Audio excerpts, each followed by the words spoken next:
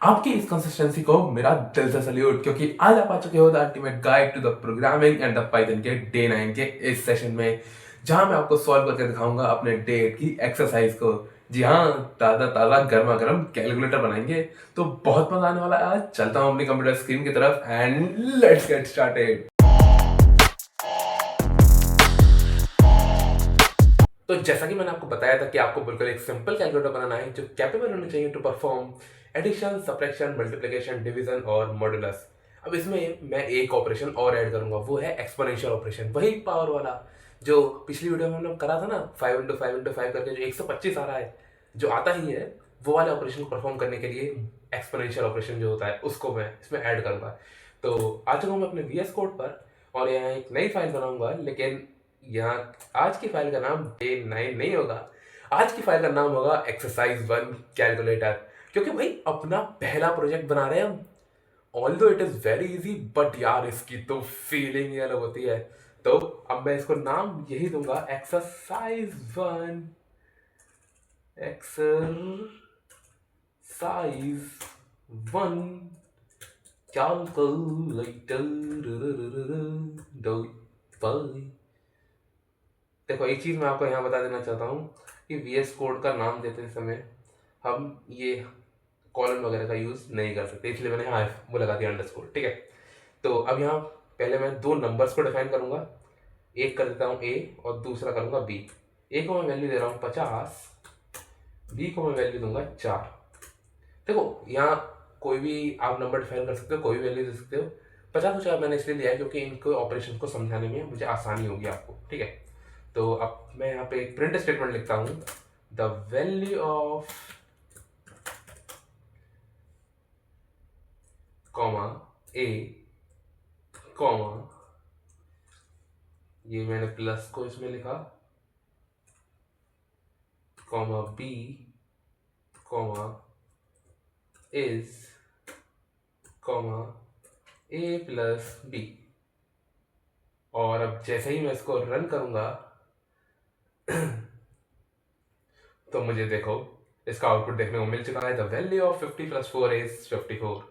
अगर आपने एक चीज नोटिस करी हो यहाँ पर, तो मैंने यहाँ पर A के आगे पीछे, B के आगे पीछे और A + B से पहले भी कोई स्पेस नहीं दिया, और इसने इनबिल्ट एक स्पेस यहाँ ऐड कर दिया, क्योंकि हमने पढ़ा था एक पैरामीटर के बारे में, सेपरेटर पैरामीटर, जो प्रिंट स्टेटमेंट में दी गई हर वैल्यू से पहले एक बाय डिफॉल्ट स्पेस ऐड कर देता है। और देखो यहाँ पर इसने एक बाय डिफॉल्ट स्पेस ऐड कर दिया है, ये एक एक्स्ट्रा स्पेस आ गया है क्योंकि मैंने यहाँ दे दिया था एक स्पेस। तो अब मैं इसको दोबारा रन करूँगा, तो देखो यहाँ मुझे परफेक्ट आउटपुट देखने को मिल चुका है। ठीक है, तो अब बाकी ऑपरेशंस के लिए मैं इन लाइंस को करूँगा रेप्लीकेट। टन टन नहीं नहीं, कोई जादू नहीं करा मैंने। यहाँ ये VS कोड का शॉर्टकट है जिसका मैंने इस्तेमाल करा है यहाँ पर, जिसको इस्तेमाल करके आप लाइंस को रेप्लिकेट कर सकते हो। और वो क्या है शॉर्टकट, ऑल्ट शिफ्ट और डाउन एरो। जैसे आप दबाओ ऑल्ट शिफ्ट और डाउन एरो, तो देखो ये लाइंस रेप्लिकेट हो रही हैं। ठीक है, 3 और 2 5। ठीक, तो यार कोई जादू नहीं कर रहा हूँ यहाँ पे, और जो मैं यहाँ कर रहा हूँ वो सारा कुछ आप कर सकते हो। ठीक है, तो अब मैं फटाफट से यहाँ पे इनको ऑपरेशंस को चेंज कर देता हूँ। ये हो गया चेंज। अब देखो ये है AI का इस्तेमाल।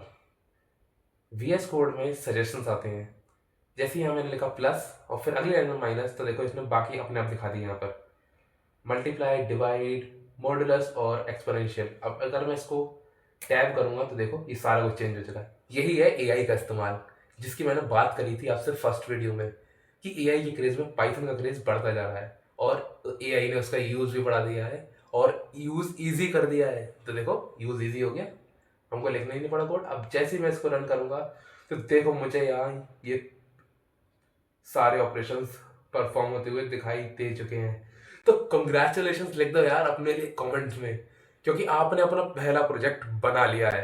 ठीक है, तो बहुत बढ़िया गाइस, पहला प्रोजेक्ट आपका ये बन चुका है, द बेसिक 1 द कैलकुलेटर।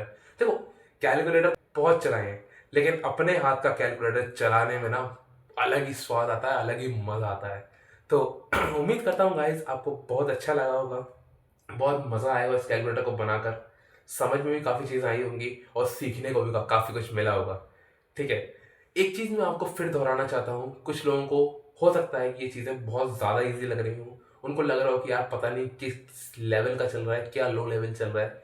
तो अगेन गाइज मैं आपको फिर दोहराना चाहूँगा एक बात, कुछ लोग प्रोग्रामिंग से ही शुरू कर रहे हैं, उन लोगों को सेम लेवल पर लाने के लिए ये सारा कुछ करा जा रहा है। फ्रॉम द बेसिक शुरू किया गया है सारा कुछ। लेकिन अगर आपको लग रहा है ना फिर भी कि भाई मतलब कुछ लेवल नहीं है, तो यार 4-5 दिन रुको, फिर मिलता हूँ आपसे लेवल के साथ। और अगर अभी तक आपने प्लेलिस्ट को बुकमार्क करके सेव नहीं करा है तो यहाँ पर क्लिक करके इसको बुकमार्क कर लो गाइज और सेव कर लो, क्योंकि यहीं पर सारे वीडियोस आने वाले हैं। मैं नहीं चाहता कि आपसे कोई भी वीडियो मिस हो। तो thank you guys for watching this video and I will see you next time.